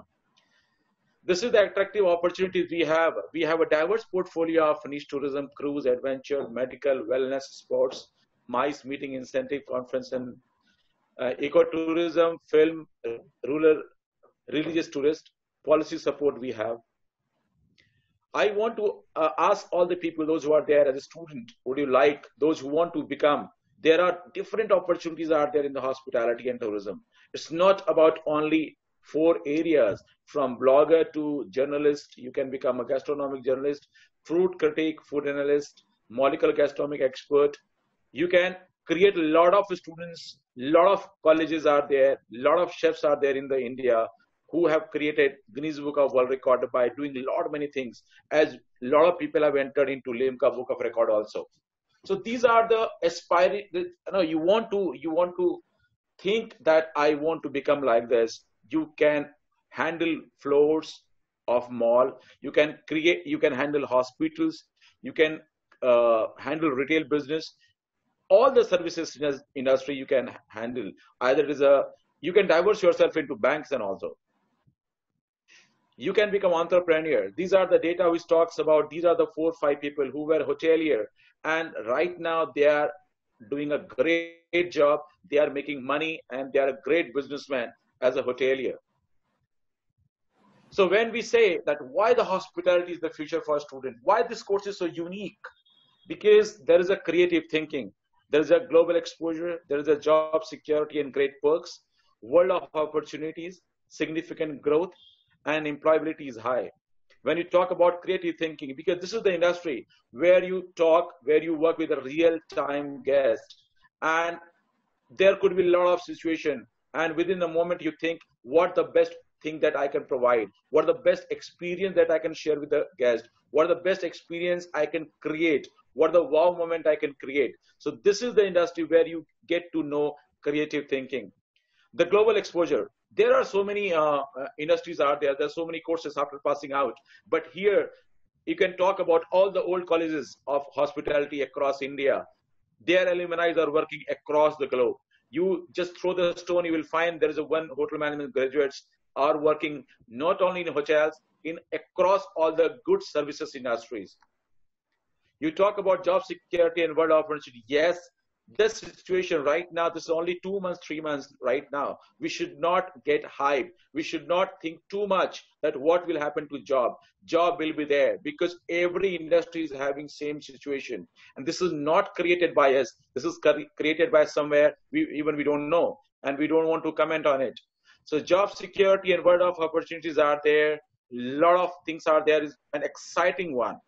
Significant growth, yes. As the Harvard Business Reviews talk about, there's a growth opportunity. And if there is a growth opportunity, you must go for that kind of career and courses where you get a lot of opportunity.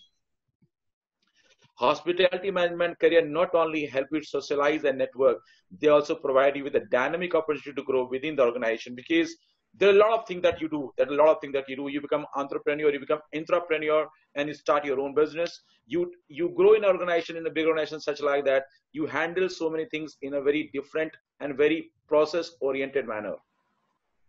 When you talk about employability is high, yes, this is because a lot of revenues and jobs are there, and studying hospitality management gives you an edge over the other professional. And the most important thing about hospitality, you know that whom to talk, how to talk, where to talk. And this is all about the business. So once you learn this dynamic of handling people, you can run any business of yours or others. So these are the trends of hospitality trends, which is first is millennial, have spoken sustainability, the future of hotels. I will not read out the much, but I like this idea that millennials are twice as likely to support brands with a strong management of environmental and social issues, and expect brands to not only manage their impact but communicate it. There is generation which is millennials are overtaken by baby boomers, and their generation G is also coming into business, and they are basically 78 billion. So a lot of things is there. Hospitality professionals need to think globally. Yes, we serve locally, but when we talk about business, we have to think internationally, because a lot of international guests come, you go and work international. So the classwork, the classroom, decision making, buying power, everything, which is the international thinking. Old threats become new inspiration. When the Airbnb came into the market, people were having a lot of scare and they were fear, but things are changing now. With Airbnb, people are getting a lot of benefit. Demand is still growing and the peak is yet to come. as it is written by Jim Chu, who's the global head of Hyatt Hotels. He said, be aggressive, continue to move forward. We have never had this demand from all the directions. And there is a growth. The data is saying there's 30.6 in the recently published fourth quarter earning of 2018 Hyatt. So there's a growth, and there's a rapid growth. These are the references the students and the people who wants to see that from where I was talking about. This is the reference, and I would conclude my this. Nothing happens unless first a dream. So whatever you see, no one has thought the learning would be this kind of blending learning. We have never thought that we will teach all the classroom on online. So someone has dreamt about Zoom, someone have thought about Cisco, someone has thought about different like Google Meet and all that. And because of that, this is possible. So my dear friend and students, if you are thinking that what is going to happen, nothing is going to happen. My suggestion is that there are a lot of syllabus are there which is theory oriented. My student can study and they are studying. When the world will open, when something normal will come out, we will go to the practical mode. There are area like if you talk about NSS Knowledge Campus, there is a 250 square feet per student area. So we can conduct the practical. It can go from Monday to Saturday mode, first half, second half. Practical will not be issue because there are courses like you talk about health sciences, you talk about engineering, you talk about vision science, optometry. There are practicals, and practical will happen. But right now we should not get in a hurry to get all the disease with us. We have to wait a little bit. We have to complete our theory session. When the theory session is over, this is time where we can read a lot of books.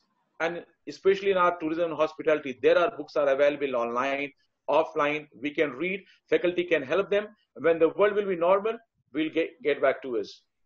Everyone. So dream big, and whatever you are dreaming, it will come back to us. And I would suggest all the students and all the participants, my co-panelists, do not say that tourism is in a deep soup situation. It is not. We will come back. Thank you. Wonderful. And Dr. Milind, so what I understand is I am sure that everything is going to happen and that things will come back. We work in a cyclical process, right? So this is a little dull time. I'm sure we would come back great way. Now the question is, at this point in time, people who are studying hospitality management, whatever. So what is your suggestion? What kind of skills should they develop? Based on, when I talk about the current situation, what would be the opportunities coming up after things open up? And what would be your suggestion? What kind of skills would they develop? Would it work everywhere? And your suggestions, please. Great question, Professor Joy. This is the demand of the hour is skill. If you have a skill, you can survive anywhere. So right now, what I would suggest, especially the second semester to the final semester student, you work on your soft skill, you work on some getting some certification like some foreign courses, some like German or Spanish or French, and whatever your professor had taught in the practical, okay, you can practice at home. You can get a mastery at home. Either it is a French cuisine or Indian or Garda Major or basic even. You can practice at home. You can take suggestion from your faculty members. Sir, I want to do like 5 cuts of, for an example, fish. So you can buy fish, you can practice at home, you can make it, and you can showcase to your faculty member by video or with a presentation. So this is the skill set that you can practice at home. So 4 areas basically that you can practice at home, whatever you have learned from the faculty members. And some other certification, like there are different platforms are available, like SWAM, NPTEL, Coursera, and even from the colleges, we are arranging a lot of webinar for them. So they should go and take some kind of things from the webinars and certification that will add on when they will come to the final year, maybe next year, and this will help them for their placement. So they can tell them, so within these 3 months, I have utilized my time like anything. And these are the certifications that I have got, and these are the serious ones. Again, my point to each and every student, do not just enroll yourself in any webinar or any program where you do not get or you do not learn something very great. So do not just be in a hurry to collect the certification or book your certification in your bag, in your kitty. Have two, but at least a class one, which can help you, which you can disseminate in front of your interviewer that, yes, this is what I have learned. I hope I have answered your question, Professor Joy. Absolutely. Dr. Milind, I think we understood the way you are looking at it, but I have this question. The question is, you spoke about soft skills, you spoke about multiple things, right? So now, when I talk about a very specific skill set, for example, you said 5 cups to fish or something, right? Now, if I am not taught by someone from the industry who's great at it, I would get stuck, right? So are we planning some video sessions where someone who's specialist does the same thing in video and is sent across to all the students so that they get the right idea of how to get things done? This is again a very big thought process, Professor Joy. What we are doing right now, we are taking help from our alumni, those who have passed out. So NSHM has a long list of alumni across the world. And there are some of the practical that we have done, and some of the guests who have done some kind of show like Thai cuisine, Thai workshop. These are the videos we are planning to share with our students. But again, there is a small challenge here. I would say there are a lot many students, those who are staying in the remote location of Bihar, Jharkhand, and other states. But there are some of them. But because of them, we should not stop teaching and learning. So we are sending some of the bites, some of the videos from where they can learn, and lot many professors, those who have some kind of special collection of videos, which is they're sharing with the students and they're learning from that activities. Lovely. Thank you so much, Dr. Milind. Now let me move on to our next distinguished speaker, Mr. Abhishek Mitra, co-founder Gandhi Gurukul Group. Mr. Mitra, very warm welcome and very good evening. Thank you, Professor Joy, and good evening to all of you. Am I audible? Yes, you are. Okay. First of all, I would like to thank. Yeah. Yes. Please. Yes, please continue, Mr. Mitra. First of all, I would like to thank the AVP group itself for conducting such a platform for all the students in this COVID era to come to know about such a huge industry that is hospitality. And second of all is Professor Joy, who is moderating the entire show such a nice way. So it's definitely the hospitality industry does mean that it is about hotel industry. But for last 7-8 years, it has changed its phenomenon. The thing is that earlier it was been as a hotel industry, we used to look after that hospitality means hotels. But right now you can see airlines, you can talk of cruise lines, you can talk of malls, shopping malls, amphitheaters, theaters, cinema halls, everywhere hotel graduates or hospitality graduates are working. They are earning and they are making money. So hospitality has a huge diversification for last 7-8 years. It has diversified. And I don't think that we have been closed. The hospitality sector has been closed by the COVID. We got, I can assure you, in every house, we have got at least 1 or 2 chefs. By going through the YouTube channels and everything, they have learned making new cuisine foods and everything. So we have invented homemaking, kitchen, lot of items and lot of things which came up. So it is on a process of learning only. We all were in a process of learning. So yes, COVID has disturbed or rather intervened in our daily life. The first thing, Professor Joy, I would accept that when the lockdown got over, I first went up to CCD and had a cup of coffee. So there we started with the hospitality again. In between the COVID also, we have ordered for so many items from so many restaurants, which was been delivered by Swiggy and Zomato and all. So definitely we are being intervened by, I will say rather it is been disturbed by COVID, but we always take the second word of COVID, that is positive. So we always think positive and be positive. This is our attitude which has been taught as a hotelier or a hospitality person. Fantastic. So, Lovely. thank you. So today, to be in prescribe, I'll in brief, I'll talk about cruise line management industry. A lot of Sure. people, lot of members of us has already discussed about hotel. So today I'll talk about a cruise line. What is cruise line is all about? So cruise liners are big luxury passenger ships which sails from throughout the world from one country to another. Means here you not only able to make a glamorous career, but money also a lot. You can visit lot of countries, and generally cruise have all the modern facilities of a hotel or a 5-star or a 7-star hotel, starting from swimming pool, theater halls, shopping arcades, restaurants, play area, and many more. Even not only that, on board you don't have to pay for accommodation. The accommodation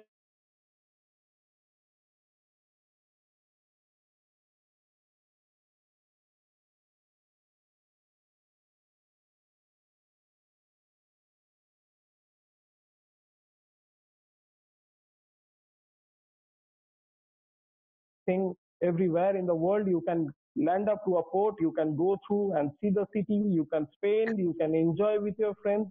So it's a glamorous career in one word, I would say.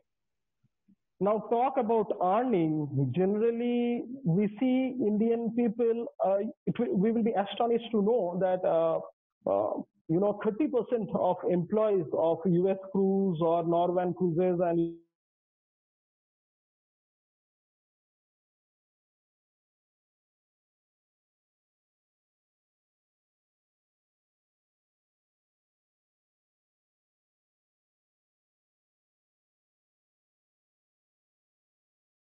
even dining room bar servers make $2,000 to $3,000 a month.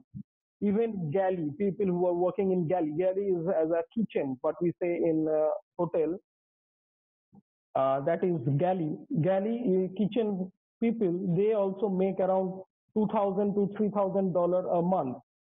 So in that case, means I would say it's a lucrative career.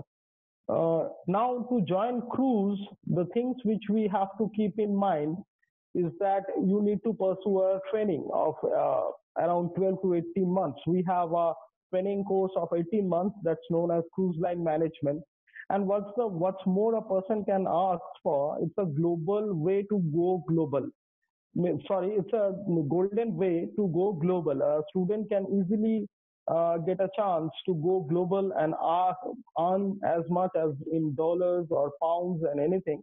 And we in hospitality sector, we heard one thing a lot, that hospitality industry is very poor paid. The payment, the salary structure are not as far as the engineers or doctors or like that. But I assure you that if a person go and join a cruise person earns around starting is $1,000, $900 to $1,000 a month, which can be around 70,000-80,000 rupees in Indian currency, in Indian rupees. So we have conducted, or rather we are presently conducting this course for last 8 years, and almost like about 600-700 students. Every year we take around 30 students. We go for a screening, we go for a screen test and check whether they are fit to go for international countries and all. And then we ask them to join, and they go for the training and everything. And they get a C1D visa. They work there for 9 to 10 months. Again, they come back to India, spend some time with family. Again, they go back, and it's a lucrative career after all. So in both Gandhi and Gurukul, we are nurturing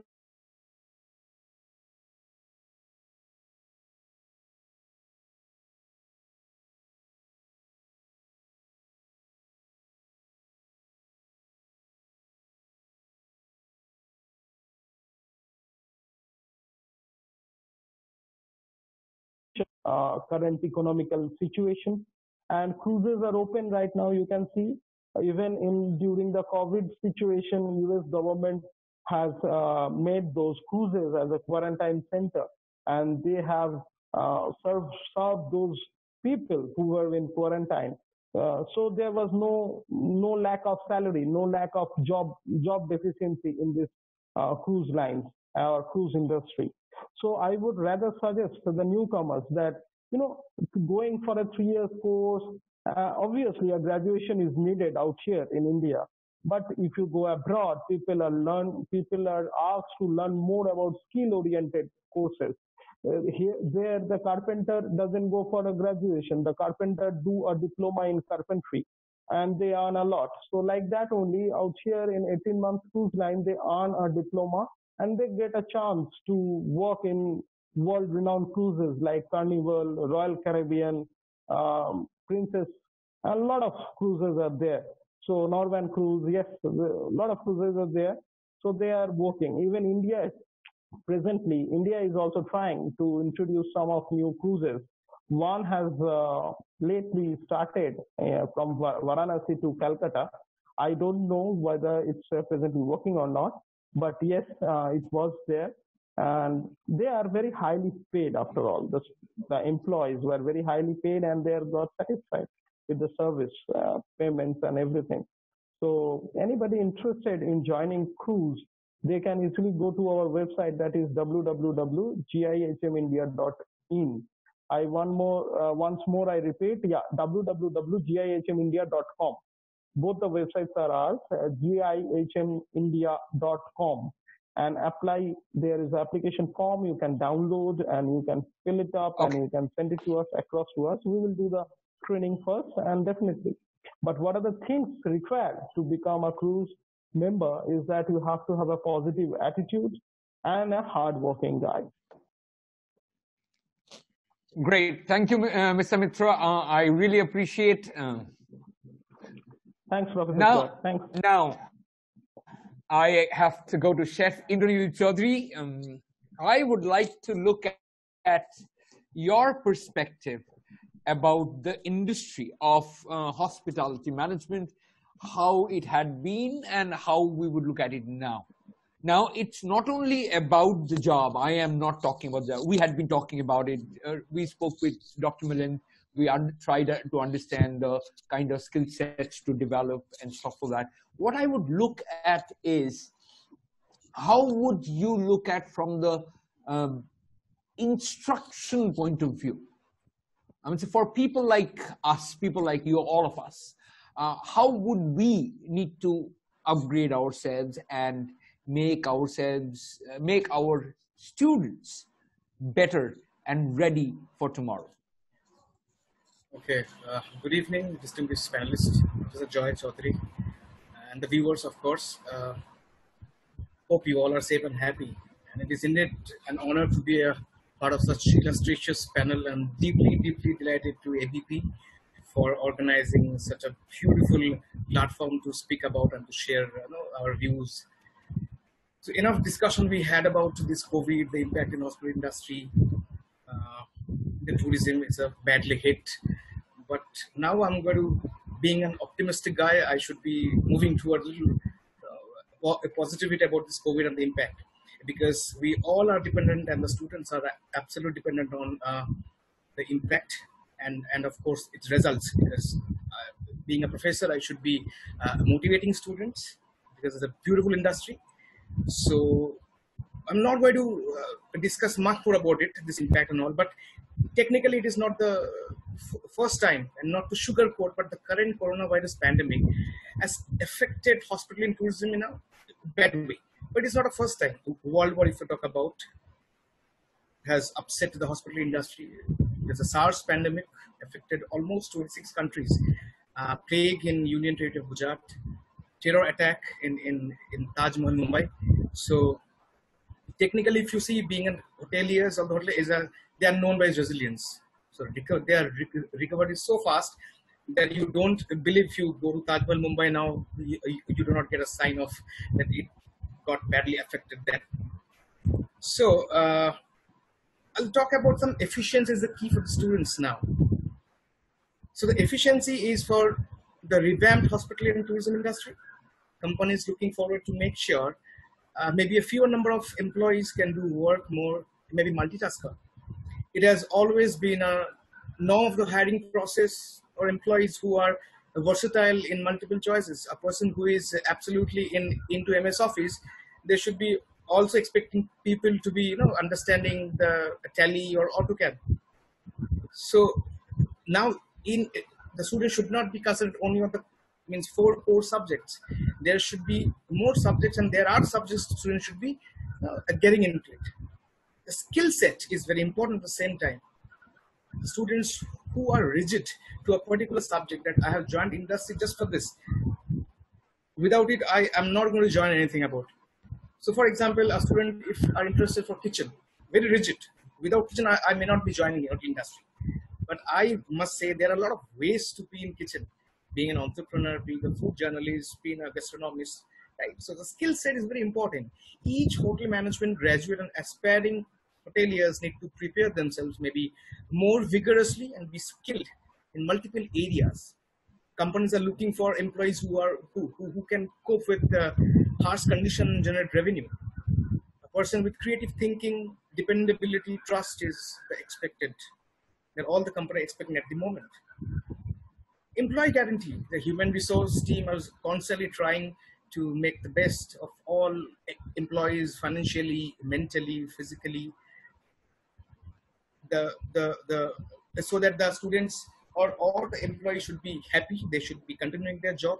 Those who are released for their home, those who have laid off, they have already started getting a call from the office to rejoin it once more, because revamping has already been started. A proper squad of skilled staff is high in demand now. But one thing I must keep in, everybody should be keeping in mind, that the companies are now more evolved, more experienced, and more accustomed, which was not earlier maybe. We are so sure about the industry now that there are steps to be followed, there are things to be followed now. Customer assurance, if I talk about, is a key factor that will come into play, that the companies assure the customer they're the safest option available in the hotel industry. If you think about the fast food chains, I'm not going to name anyone, but they were the major hit during this time. I'm not going to talk about this hygiene factor. I'm not going to talk about this HACCP rule, FSI rule, because it's already been discussed with all the esteemed panelists. But I will speak about that. To generate more revenue, companies are spreading the wings more and stepping into various sectors of the industry. The true thing is everyone is facing tough time. We all can agree. But the only way out is everyone has to work together. For example, the 5-star deluxe property, the Michelin star restaurants, they are all considering the home delivery now. We never think of the 5-star deluxe properties are started doing home delivery. A lot of hotel chains in Calcutta, even they've started the delivery system. Travel and tourism companies are focusing on augmented reality, which was not very popular earlier days. So, very true. To conclude, the employees in the hospital industry have taken a major hit. Everybody is so sure about it. But one thing I must be telling to all of you, that it is evolved now, experienced and accustomed again. The battle is still not finished. Again, we'll be taking little more time to win this battle, but everything will eventually find a way to normalize itself. The hospitality and tourism industry will definitely return its previous glory, but we'll witness a rebirth, replenished and revamped hospitality industry. So students, those who are into it, do not lose hope, keep on dreaming it, because it is going to come with a boom, as Mr. TT-Edugraph said. It will definitely come with a boom. We all have to go with the flow accordingly. So it will definitely come with a different norms, along with we need to follow all the your norms that is set by the respective governments or your authority, means food authorities of India. Now, digital literacy is a new literacy now for the students I'm talking about. Prioritizing the internet connectivity to the basic level of human necessity now. The process of learning can go beyond the syllabus. We should not be confined ourselves to only this is a thing we should be. What the question asked by someone, I don't know. The question was that you have to do it at home, the kitchen practice. But I would rather say, for the students, those who are into the vegetable carving, they can do it because there's not much expenditure involved. A passion should remain inside. It's not a 3-4 months that your passion will go off by seeing the industry is going else. The passion should be dormant. Once we open, it should definitely come out, right? So keeping the student engaged and communicating and involving them. Amity University, we generally conduct almost webinars. It is not for only the Amity students, for all. It's for the global students. So every day we generally conduct 30 to 35 webinars to, not only confined to hotel industry, all the industry involved. Students who are been already placed in our Amity, they've already been called up. They've already reported to their thing, means the job.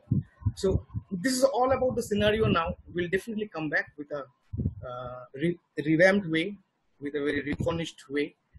So this is all about the topic. Great. So far. Great. Chef, I'll be expecting questions. I'll be expecting questions if you have any. Yes, Chef 𝐿𝐻𝐻𝐿𝐻𝐻𝐿𝐻𝐿𝐻𝐿𝐻𝐿𝐻 Chaudhary, thank you so much for that in-depth understanding. I have a quick question on that. So when you say the industry is going to be revamped, it's a question there would be, a bigger boom to it, all right? So how are you, I understand keeping them engaged through webinars and stuff like that. How are you getting your students upgraded to meet those standards of revamping, for the rebirth of the entire industry? So this is time so when you have to make sure that the students are ready for the next new normal, all right? So what are you doing? What are the different things you're doing to make sure that they are there? Yes. As I just said earlier, every cloud has a silver lining. So the student will definitely understand the situation. They are quite matured. They are going to hit the industry maybe within a few months, but some students have joined newly. So for them, definitely the webinars are there, the regular classes are there, the virtual practical labs are there, right? And DIY, this term is very important for them now. Do it yourself. So whatever you are seeing in the internet, you should be trying it out. Where, please understand, you do not have to spend a lot of money on the practical, means the kitchen practical I'm talking about. But there are practical which can be conducted in a very shorter span of time with minimum expenditure. Maybe a vegetable carving, maybe ice carving can be done. Because as I said, the multi-skilled student should be preferred nowadays in the industry. Students, those who are interested for only kitchen or F&B service, they might not be getting a chance in the industry because there are less manpower and more skilled people. So the Amity are doing definitely the online classes, webinars all across the globe, different faculties, professor and Nobel laureates. They are addressing the student every daily basis. And there are the classes, which means the virtual online practical classes. And definitely there are companies, those who wish to be a part of it. The student, they are targeting students to conduct practicals for them or any demo shows for them. So that's what we're developing at the moment, because we all are waiting for the university or the college institute to opens up. So once it's done, we'll definitely, because the dream should be on. We should not be believing that everything gone. We'll never get it back. There'll be new normal, and we have to accustom with the new normal. Absolutely, I think the show must go on. The show must go on. That's the most important aspect of life. Right. There would be disruptions, and disruption. There would be disruption, and there's only 3-4 months that we're affecting. If you consider this from December or January, we are affecting, means the industry has affected a lot. But is that because I have dreamed of becoming a chef from long back? Is not like that because of pending a lose of my interest towards the industry. So students are there. We all are there with them. Absolutely. Yes. I think yes, it is a part of life. There's disruption, and disruption only gives you new methods of innovation. Yes, innovating the entire process. Absolutely. Thank you so much. Thank you so much, Chef 𝐿𝐻𝐻𝐿𝐻𝐻𝐿𝐻 Chaudhary. And let me welcome Dr. 𝐊𝐿𝐻𝐻𝐿𝐻𝐻𝐿𝐻 𝐏𝐿𝐻𝐻𝐿𝐻. A warm welcome. You are a name in this industry. You are the one who started it off, and you are the one who made across India. You are one who has been followed for this industry and been the pioneer in this. Thank you. Thank you so much, Dr. Bose. Now, Dr. Bose, I would like to understand from you, we had been talking about how the industry is working, in which direction it's moving, before pandemic and after pandemic, how the change is going to happen. What we would like to know from you is what's your idea of the way it looks. And before I leave it on to you, all of you, Dr. Subarna Bose, Chairman and Founder of IIHM IndoSmart Group, thank you so much for coming in, and it's all up to you. Sir, all yours. Good afternoon, and honored to be here with anything to do with ABP. Always a great honor to be here. And very good afternoon to all the fellow panelists and all the attendees. Lovely to see some known faces there. Yes, I think to start off that I think our industry has been unfortunately being one of the industry which has been first hit and the worst hit.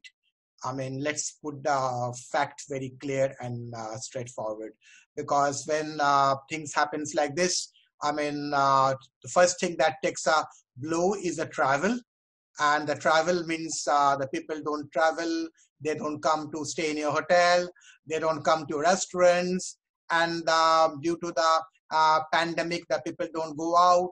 Almost 2.5 months of lockdown, people don't go out to eat out. So the entire ecosystem like just do a big crash. It's a big skyfall.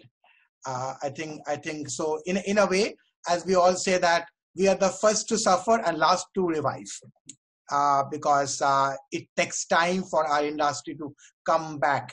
I mean, obviously, being positive and being in over 70 webinar for the last 3 months or 2.5 months. I've been one of those cheerleaders for the industry, if you like. I've been, in fact, advocating people to come out and eat out and to come and experiment, obviously keeping the standard sanitization, security aspect of the government. And the thing is that people have to come and stay in a hotel. Right now, also a lot of hotels are full with the quarantine patients, with the quarantine visitors, not patients.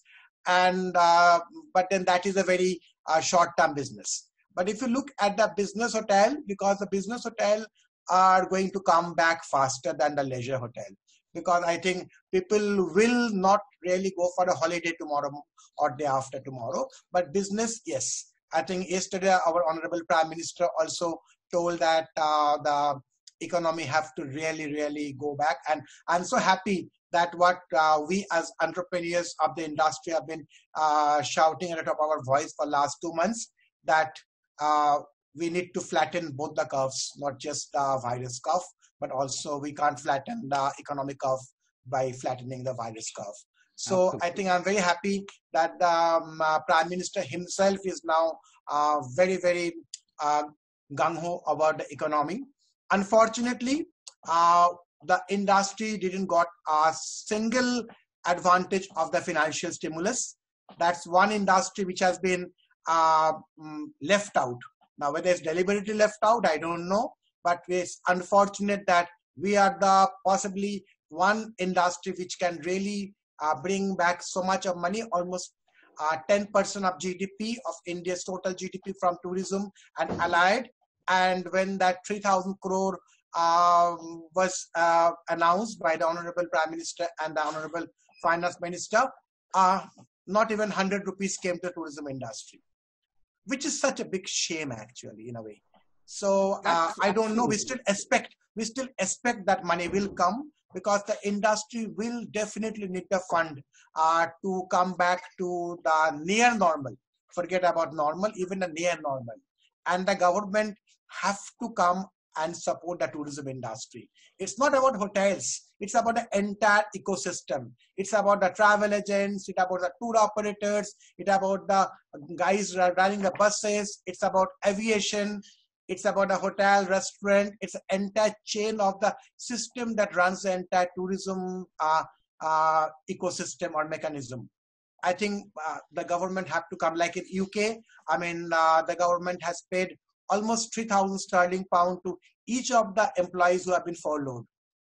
So that's a kind of commitment that our government had for the industry and also for the entrepreneur. They have been given moratorium for any kind of taxes and any kind of other licenses. Whereas in India, we have been given off and on. But what I'm trying to say, the industry will come back, as Chef Indranil was saying. I think we are all very positive. I was talking with Puneet Chatwal last week, and he is very positive that the Taj Hotel will come and bounce back. But the point is that people need to travel. The hotels are not for the people staying in my city. People have to come from Mumbai and Delhi and Bangalore to come in Calcutta. People from Calcutta and Bangalore have to go to Mumbai and Delhi. People have to travel. The flights are right now at 35 to 40% level, and occupancy is average on 50 to 60% level, excepting Northeast India, where the flights are going full. But then other parts, the flights are still a lot to go. So unless the borders are open and the people start traveling and staying in a hotel, unless the people really go out and dine out with all that sanitization and the SOPs given by the government, the industry will not really open fully. I mean, we may say we are very positive. Point is that industry will take about 6 months' time. I think I agree with most of the industrialists in hotel industry that it will be the first quarter of next year, or if we are lucky, the last quarter of this year. Therefore, the industry to come anywhere near to 50% of the pre-COVID day. So we are looking at the first quarter of next year for the kind of recovery and revival, and provided there is no other problems about virus and we can possibly get a vaccine and all. I think coming back to also the a lot of students who are from different colleges, I think we have to really be a little patient at this time. Good news is that the industry, most of the hotels have not really withdrawn the employment, which is a good news. Some hotels have, but most of the hotel, like for example ITC, like for our chain of institutes all over India, we have got over 60 guys in the ITC, and none of them has been, only it has been postponed, but none of the placement have been cancelled. So they have been told, you are very much there, but and you're not joining in August, and you will join in a time will tell. So they have not withdrawn the offer. There are some hotels who have withdrawn, but then I think overall, 60% of hotels still now have not withdrawn the offer, which is good. Secondly, I think we at this time have to really encourage our students to do something of their own. And I think what Chef Indranil was saying, because he's the only person I heard actually. We have launched from IHM one program which is called 𝐊𝐿𝐴, which means courage. And we are actually done it keeping the present circumstances, and we have done it all India in all our 10 campuses. We have started with a corpus fund of 1 crore from the institute, which we have put in the said money for helping the student to start their own entrepreneur. So 𝐊𝐿𝐴 is a hugely passionate project. 𝐊𝐿𝐴 is encouraging entrepreneurship. If you can see, we have put an extra E in encouraging, so that we can actually have a hand-holding and encourage entrepreneurship. And it's about guts, grit, and finally glory at a time when the Prime Minister also wants us to be self-reliant. So on an Atmanirbhar Bharat or a self-reliant India, we as educationists and educational entrepreneur has to really push the entrepreneurship DNA among our students. And that's what 𝐊𝐿𝐴 is all about. It's a 25 crore ambitious project for 2 years. We already started with a corpus of 1 crore and putting another 4 crores in next 6 months. And I'm sure that this will really encourage the student not to really look at the jobs or a job in the 5-star hotel as management trainee or something like that, but they can do something of their own. And that I think is a key now. I think I heard Indonil talking about the same thing about seeing from veg carving and internet, YouTube. I think I just tell you one real thing that happened in Delhi. One of my students who lives very close to a hospital, and what happens during the COVID, there are a lot of patients of the hospital who wait outside the hospital. So he was selling from his small car the homemade food at 150 rupees, homemade vegetarian food, and he sold about 150 per day. And just he and his mother cooked it. It's just dal, sabzi, curd and rice and a little bit of achar, nothing else. But home cook, absolutely no virus. He is delivering himself, wearing all the gloves and sanitizing, etc. And he made a few 100,000 rupees in that last 2 months. So this is like a entrepreneurship in its own roots. So we want to support this kind of thing. You need to find out where is the gap, where is the problem, where we can come and do. And it's not just about the food supply. I'm very happy that Hyatt Regency and ITC both are doing the laundry service. They're picking up your clothes from your home and they are doing a laundry service and giving it back next day morning. And it's not about the food, about laundry.